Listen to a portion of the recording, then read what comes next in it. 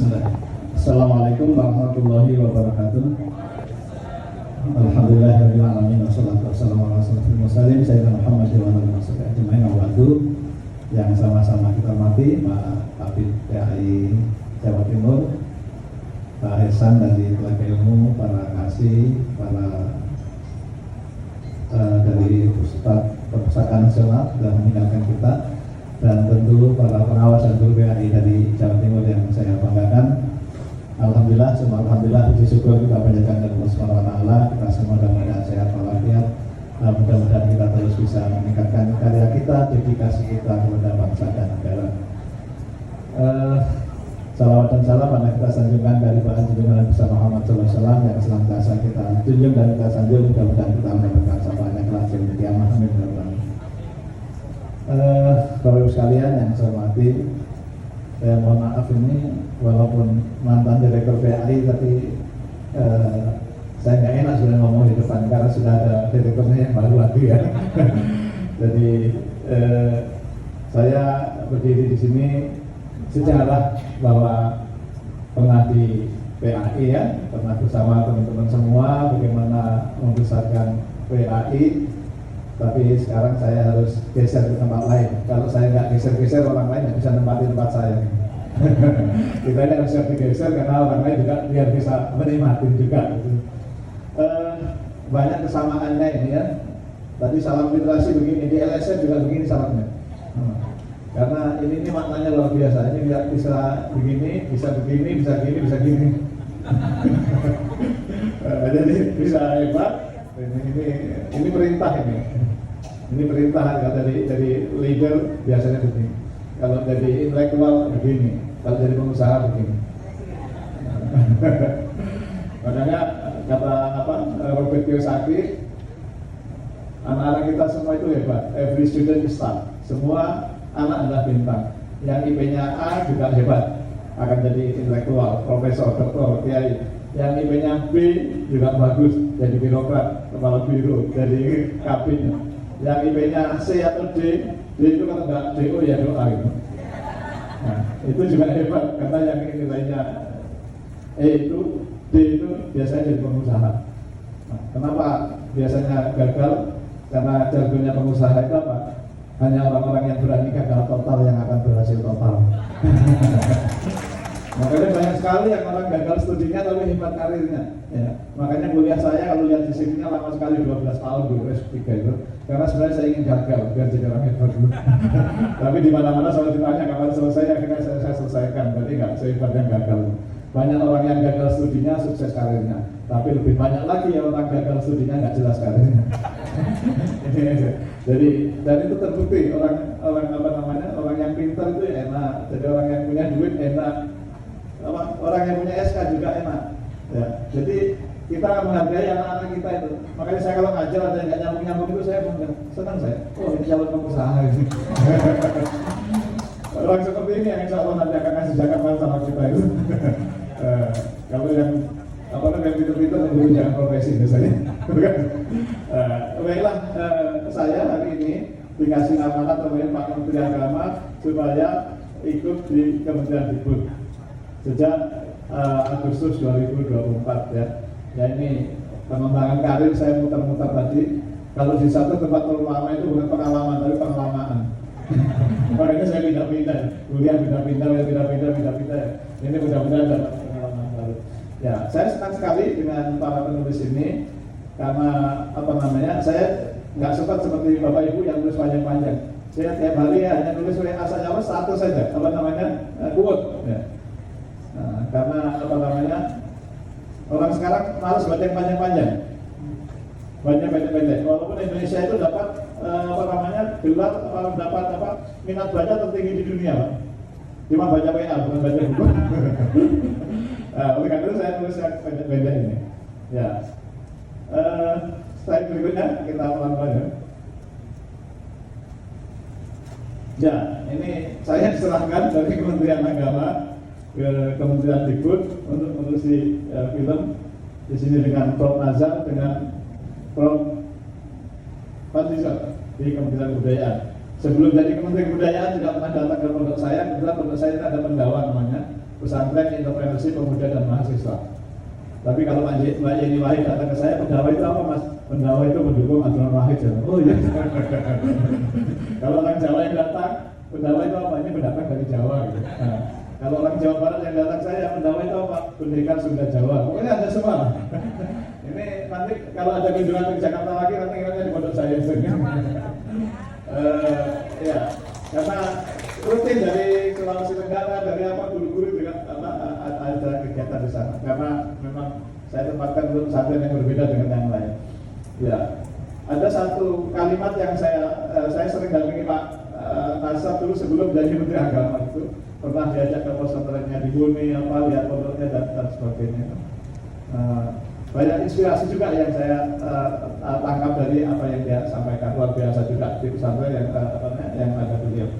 Demikian Pak Fadlizon, tapi kalau saya cerita, lanjut aja.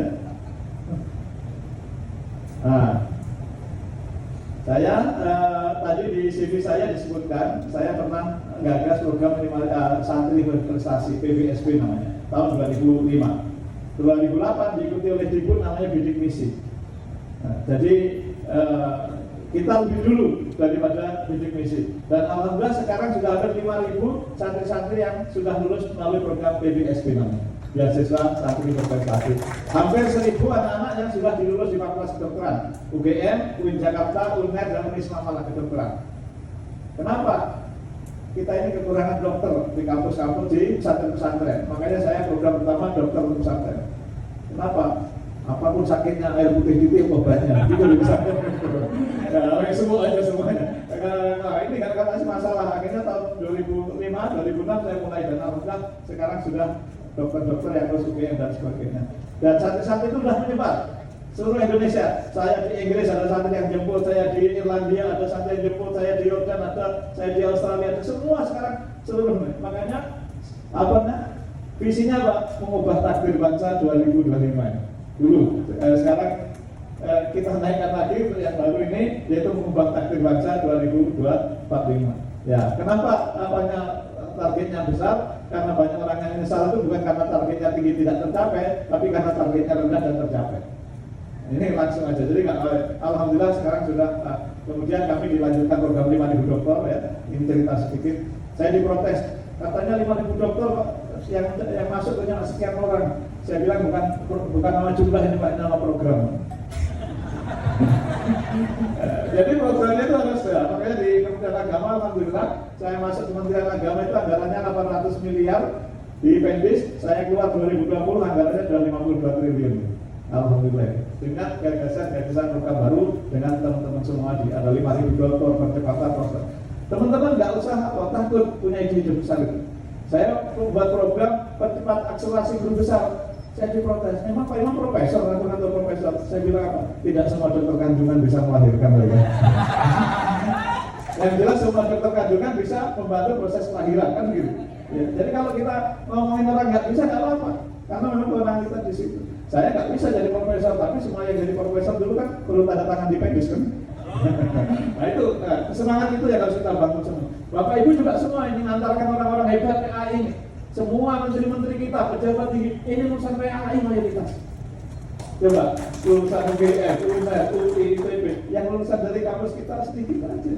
Makanya peran yang luar biasa yang harus kita ini yang pengalaman 2005 sampai terakhir yang sudah saya tulis di sini tentang sejarah program beasiswa santri. Alhamdulillah semua santri. Dan saya itu kepada semua itu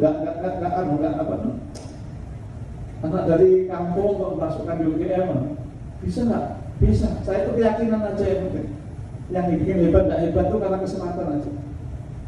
Pak Habibie itu cerdas di dunia, tapi kalau saya tanya ketua RT saya juga nggak tahu dulu karena tidak dapat kesempatan itu. Alhamdulillah sekarang kemarin yang nyupirin saya dari Kendari, jadi supir saya setahun, sekarang sudah lulus di S2 Austria.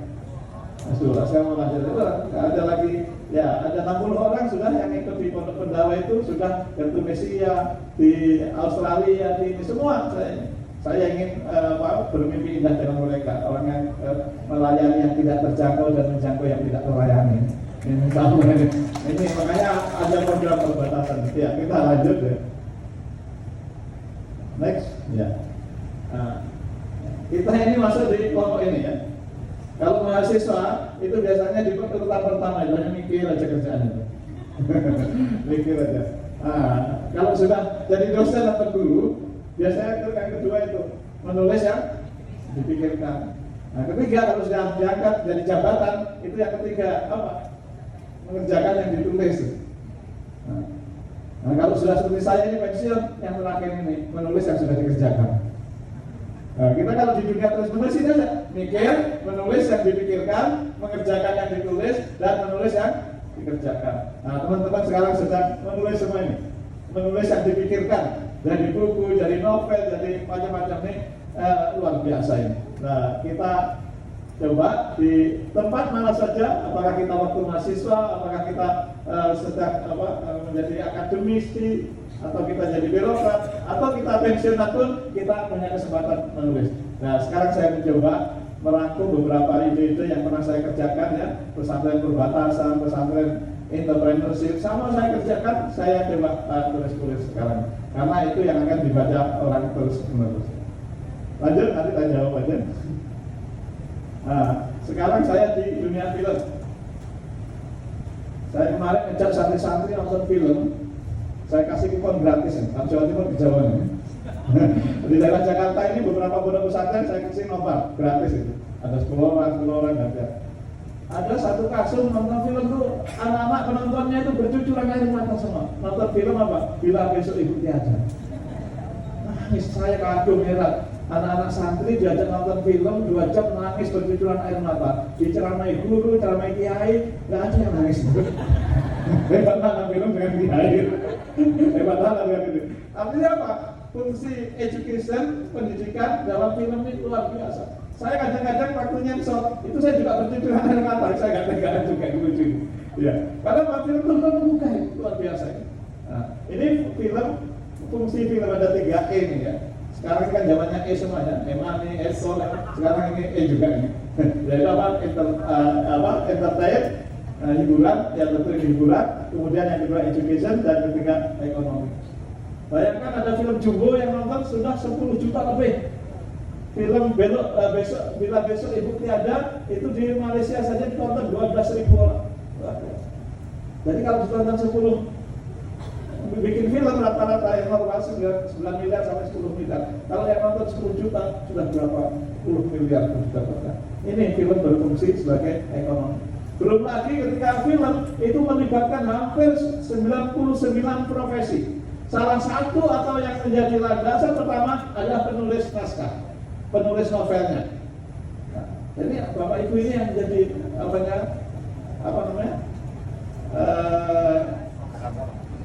point of departure-nya ya, titik berangkatnya itu dari penulis. Jadi kalau penulis karya tulis yang bisa dimuat ini, kemudian dibuat skrip, wah ini luar biasa. Saya kemarin datang ke UIN Raden Intan, ketemu Pak Rektor, Rektor Fakultas Ekonomi yang kemudian dengan adiknya yang memproduksi film Bila Besok Ibu Tiada itu luar biasa itu. Dan nanti sedang saya diskusikan. Saya juga ingin membuat satu film, mudah-mudahan sedang diproses skripnya ini. Kalau jadi nanti ya selama di LSM mudah-mudahan nanti ada peninggalan karya yang gitu. Jadi sekali lagi film ini luar biasa. Cuma kalau yang film yang nonton sampai 3 juta, 5 juta, 10 juta itu luar biasa. Ya, itu ekonomi dan profesi yang terkait itu banyak sekali. Tapi semua berangkat dari penulis, berangkat dari novel, berangkat dari buku, berangkat dari ini yang menjadi Bapak Ibunya ini, Bapak Ibu inilah yang menjadi point of departure-nya ini, titik berangkatnya ini adalah ibu-ibu sekalian, Bapak Ibu sekalian. Ya, lanjut. Ya, ini gambaran saja film sebagai hiburan. Ini presentasi saya di Komisi 1 DPR dulu ketika open bidding, karena untuk menjadi komisioner LSM itu diseleksi di Komisi 1 DPR itu. Maka salah satu poin yang saya sampaikan ini bahwa peran film sebagai fungsi ekonomi. Lanjut. Ya, ini film sebagai pendidikan nanti dibagi saja terus. Nah, film sebagai ekonomi terus. Nah, ini Bapak Ibu sekalian, saya berikan contoh beberapa film yang basis novel ini, basis buku ini, luar biasa. dan menjadi film-film yang luar biasa. Nah, mudah-mudahan nanti yang disampaikan oleh Pak Kabit tadi ya, ada 10 novel atau berapa tadi Bu? Nanti saya minta izin nanti minta dengan Pak Kabit nanti akan saya tawarkan ke produser ya. Mudah-mudahan ada yang jodoh nanti ya bisa ditemukan. Ini kan sudah nyambung antara penulis, nanti saya sebagai sensornya saya terima aja lah dari PAI. Saya suka lah pokoknya kalau dari teman-teman PAI ini. Coba ini, mungkin ada salah satu atau salah dua yang teman-teman pernah nonton ini ya. Ada Laskar Pelangi, ada Ayat-Ayat Cinta, ya, Perahu Kertas, Habibie dan ini, dan saya sudah ketemu dengan para produsernya ini ya. Ya mungkin sekarang lagi di apa namanya? Di Kemenag ya, di Kemenag lagi mengembangkan kurikulum cinta ya. Di Dikbud ada apa pembelajaran yang mendalam. Nah, nanti dibuat buku namanya kurikulum cinta yang mendalam gitu.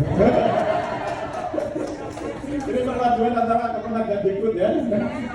Ini coba ini siapa tahu nanti yang saya sudah tulis tapi nggak sempat bukunya nanti mungkin dari penulis-penulis ini. Saya sudah lapor ke Pak Dirjen Teknis juga. Ini digabungkan aja Pak kurikulum Dikbud dengan Kemenag ya, antara kurikulum cinta dan pembelajaran yang mendalam. Nah ini contoh-contoh novel yang apa namanya ditulis berdasarkan film-film yang dibuat berdasarkan novel, ditulis berdasarkan novel. Jadi ini masih ada peluang luar biasa ya.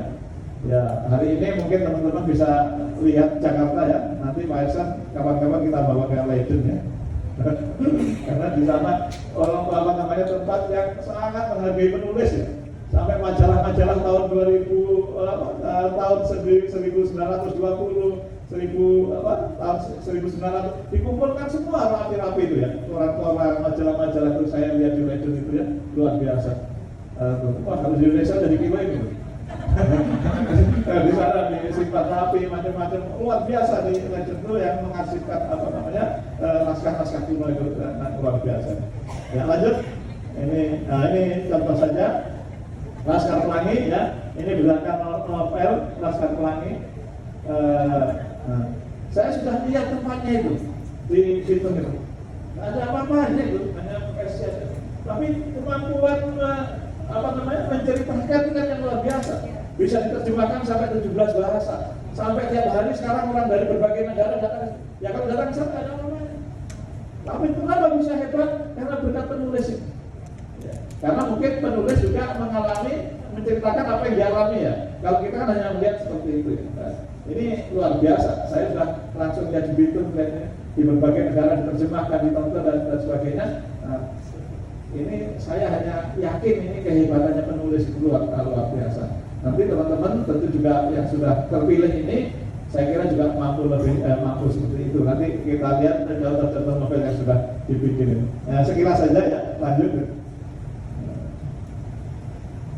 Nah, ini kita juga saya sudah ketemu dengan penulisnya juga beberapa kali ya, mendiskusikan ini. Ini cerita di Timur Tengah ya, di Mesir, Gaza dan sebagainya. Ya, nanti dia lanjut sekilas saja. Terus, nah ini yang Ainun Habibie ini kebetulan juga penulis pemain film, membuat filmnya. Sekarang juga menjadi tim kami di LSF juga ya. Jadi saya di Kementerian di LSF itu ada dari Kementerian Agama, asalnya dari Kemendikbud, ekonomi kreatif, kemudian dari Kominfo, ditambah dengan para sutradara, para produser dan sebagainya. Lanjut. Nah. Terus saja. Ini tabel-tabel. Ya, terus. Nah, ini pengalaman ini. Saya tahun 2005 ketika saya bikin pesantren namanya Pondok Pesantren Mutiara Bangsa di Pulau Sebatik ya. Ini baru saya datang kemarin beberapa minggu yang lalu saya ke sana cek pesantren yang saya dirikan tahun 2005 waktu jadi kasubit pesantren, bikin pondok-pondok di semua daerah perbatasan, di Sabang, di Merauke, di Sintang, di Sambas dan seterusnya. Kemudian yang mereka lulus sana saya bawa ke Jakarta, saya kuliahkan semua dan alhamdulillah sekarang sudah selesai semua S2. Nah itu semua kita gratiskan, nggak ada yang bayar kuliah, kita carikan saja ya. Nah ini sudah ada. Pertama itu ada 7 orang di Pulau Sebatik. Nah, sekarang sudah jadi awalnya seperti ini, sekarang sudah jadi gedung McDonald. Nah, dari sini ya, ayo slide berikutnya. Nah, akhirnya saya suruh nulis ini. Ada 7 orang ini. Anak-anak dari Sabang, Merauke, Sintang, Sabang, ya, semuanya. Ini sekarang sedang diedit oleh novelis juga. Saya buat juga namanya Cinta Tak Berhalang Batas ini. Karena anak-anak perbatasan semua. Mudah-mudahan ini akan jadi film di tahun ini kita coba komunikasikan ya. Supaya saya ada bekasnya ketika saya ada di lembaga sensor ini, paling tidak saya komunikasi dengan produser, dengan penulis, dengan macam-macam ini profesi ini. Jadi ini luar biasa. Ini semua anak-anak semua yang ini, jadi saya kerjakan. Kemudian sekarang saya lagi menulis satu novel lagi nih. Ini kebetulan anak yang ikut saya sekarang ini kemarin sudah ada 23 orang. Yang orang tuanya sudah tidak ada, yang orang tuanya jadi TKW, macam-macam, hampir 5 tahun, 6 tahun tidak pulang, semua ditinggal sama saya. Yang hari saya lewat kalau ke kantor lewat kantor pemadam kebakaran ini. Akhirnya saya gabungkan antara kasus anak satu dengan pemadam kebakaran. Ini judulnya menjadi pemadam api rindu. Karena yang satu ini nggak bisa pulang-pulang sampai tahun-tahun, yang tiap hari saya lihat kantor pemadam kebakaran. Maka judulnya saya buat namanya pemadam api rindu. Ini lagi dibuat loh yang itu. Ini yang kemarin sudah wisuda semua, sekitar 23 orang anak dari perbatasan. Ya alhamdulillah ini anak-anak kampung, anak desa, perbatasan ini kalau diberi kesempatan mereka juga hebat ya. Beri kesempatan aja. Ya lanjut. Ya ini saya sudah konsultasi dengan para sutradara dan para bintang ya. Mudah-mudahan yang tadi juga menyutradarai beberapa film nanti ini segera jadi film. Mohon doanya ya. Nggak usah sumbangan dan doanya. Mudah-mudahan kalau punya saya nggak jadi pun nggak apa-apa, nanti dari salah satu novel teman-teman tadi nanti bisa yang jadi saya sebut. Pokoknya nanti saya tawarkan tadi Pak yang novel-novel disampaikan Pak Kapi tadi, nanti saya tawarkan dengan teman-teman yang berdua. Ya lanjut. Ya, habis itu. Terima kasih. Mungkin itu sekedar ya informasi kaitan dengan apa yang saya lakukan sekarang ini ya. Ya nggak ada kaitan dengan PAI ini ya saya. Kaitan dengan kemampuan menulis daripada teman-teman. Sekali lagi mohon maaf kalau ada kurangnya silakan ditambah sendiri biar pas-pasan. Wassalamualaikum warahmatullahi wabarakatuh. Terima kasih Bapak Ibu yang kami hormati.